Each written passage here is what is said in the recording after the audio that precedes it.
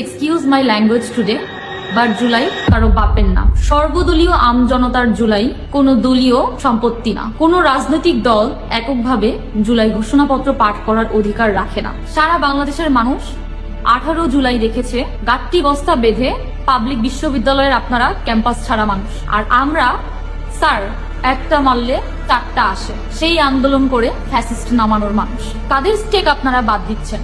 এই জুলাই অভ্যুত্থান, শহীদ, আহত, প্রাইভেট, মাদ্রাসা, স্কুল, কলেজ, হেফাজত, সাংবাদিক, শ্রমিক শ্রেণী, সেনা অফিসার থেকে শুরু করে সবার এই ঘোষণাপত্র এককভাবে কোনো দল নিজেদের মতো করে পাঠ করতে চাইলে ওই সকল মানুষকে অবমাননা করা হবে যারা নিঃস্বার্থভাবে রাজপথে নেমেছিল। জুলাইয়ের বিস্তৃতি সারা বাংলাদেশ জুড়ে। সেই জুলাই এককভাবে দখল করার অধিকার কে দিয়েছে আপনাদের? এবং এককভাবে এই জুলাই ঘোষণাপত্র পাঠ করার সিদ্ধান্ত কোন সাহসে আপনারা নিলেন?